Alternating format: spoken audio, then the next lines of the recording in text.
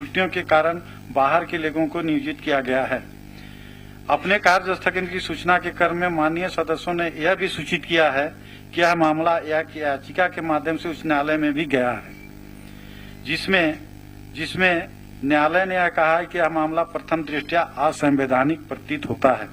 चूंकि आज सभा में माननीय राज्यपाल महोदय के अभिभाषण पर प्रस्तुत होने वाला धन्यवाद प्रस्ताव पर वाद विवाद होना है, इस वाद विवाद के समय भी कार्य स्थगन की दोनों सूचनाओं में निहित तथ्यों को चर्चा में लाया जा सकता है और इस पर सरकार का उत्तर संभव है। ऐसी स्थिति में कार्य स्थगन की इन सूचनाओं को अमान्य किया जाता है।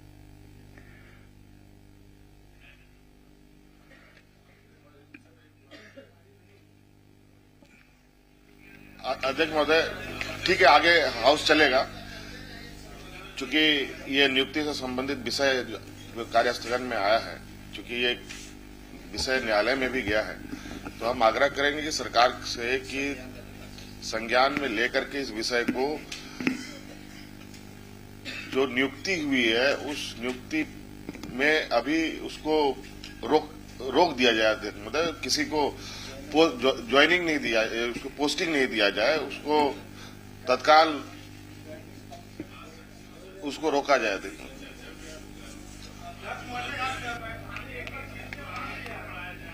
10वीं का जो है 22 तारीख को काउंसिलिंग है अध्यक्ष महोदय। यदि नियुक्ति पत्र बांट दिया जाएगा तो फिर तो वही अन्याय होगा अध्यक्ष महोदय। इसलिए हमको लग रहा है कि सरकार के भी जो है सो एक जवाब आना चाहिए अध्यक्ष महोदय कि जब तक बेंच का निर्णय नहीं आ जाता है तब तक जो है सो कम से कम अभी नियुक्ति पर। ठीक है राजकुमार जी, एक बार हम उसको देखते हैं, अपने स्तर से भी हम उसको देखते हैं क्या, एक बार हम बात करके। ठीक।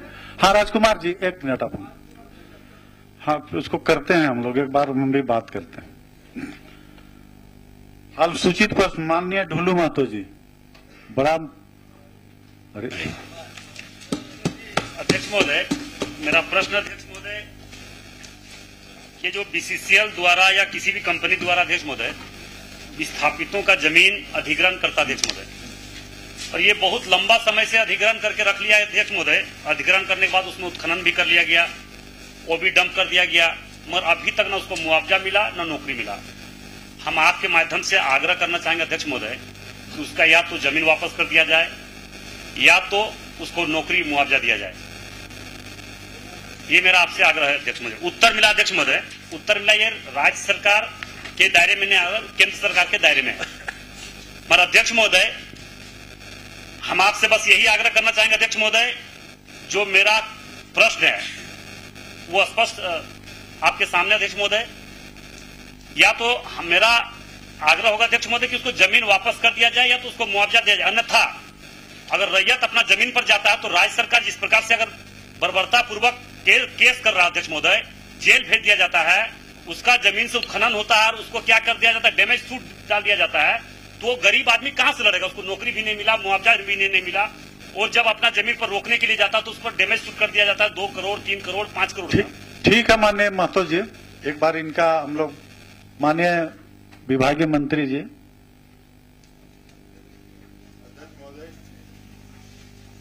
माननीय विधायक जी का जो प्रश्न है उसमें जमीन के बदले मुआवजा और नौकरी का विषय है। महोदय, जमीन का अधिग्रहण 1957 के BLCB एक्ट के माध्यम से हुआ है और इसमें केंद्र सरकार ने ही जितने भी कोलियारीज थे उसके अधिग्रहण किया था और उसके बाद उसका जितने भी उसके नॉमिनी हैं उनको नौकरी दिया था। राज्य सरकार की भूमिका इसमें नगण्य है महोदय। हम लोग अपने अंचल या कर्मचारियों के माध्यम से उस जमीन पे मापी उपी, जैसा एक पार्टी के रूप में बीसीसीएल जब आग्रह करता है या फिर कोई रैयत आग्रह करता है तो हम जाते हैं। जहां तक डैमेज सूट और बाकी चीज की कार्रवाइयों के विषय में माननीय विधायक जी ने बताया, उसमें यह विषय है कि अगर कोई यदि पार्टी बनकर के केस करता है थाना में फौजदारी, तो उस तरह के नेचर के केस होते हैं। सरकार की भूमिका उसमें जमीन के मुआवजा और अधिग्रहण में राज्य सीबी एक्ट के तहत सीधे केंद्र सरकार इसमें अपने अफसरों को नियुक्त करके उसके अधिग्रहण करती है। सीबी एक्ट का मैं बात कर रहा हूं। और महोदय, जहां तक उनका जो विषय है हम लोगों ने बात किया है अपने विभाग में भी पर्टिकुलरली वो विषय आ जाएगा तो हम लोग उसको रेफरेंस दे करके अपने विभाग की ओर से केंद्र के मंत्रालय को भेजेंगे और स्पेसिफिक उस इशूज को तुरंत निष्पादित करने के लिए हम लोग आग्रह करेंगे। उसमें जितनी भी भूमिका होगी रैयतों के प्रति जितना भी हम लोग उसको सहायता कर सकते हैं, जितना रिकमेंडेशन हम भेज सकते हैं, जितने हम लोग उनको अच्छे तरह से उनके तरफ से हम लोग जितना पैरवी कर सकते हैं हम लोग केंद्र की सरकार को महोदय हम लोग निश्चित रूप से भेजेंगे। जो भी उनके नाम है जो भी है वो भेज देंगे तो हम लोग यहाँ से अनुशंसा के साथ भेज देंगे महोदय। हाँ अध्यक्ष महोदय, ये मामला आज कोई नया नहीं है अध्यक्ष महोदय। ये 15 साल 20 वर्षों से पहले भी इसका जमीन को अधिग्रहण किया गया है, मगर आज तक उसको मुआवजा मिला ना नौकरी मिला। तो 15-20 साल से क्या सरकार सिर्फ अनुशंसा करेगी अध्यक्ष महोदय, या उसको मुआवजा या नौकरी मिलेगा? ये मेरा कहना था अध्यक्ष महोदय। जो माननीय मंत्री महोदय बोल रहे थे कि ये पार्टिकुलर ये कोई केस नहीं है, ये बीसीसीएल करती है तो हम लोग करते हैं, तो क्या अध्यक्ष महोदय क्या विस्थापित अगर केस करने जाए तो वो केस बीसीसीएल पर होना चाहिए कि नहीं, कि अगर हमारा जमीन जबरन अधिग्रहण कर लिया जाता है, अधिग्रहण जमीन भी नहीं, अगर रैयत जमीन है अधिग्रहण नहीं किया भी हो उसको भी काट लिया जाता अध्यक्ष महोदय।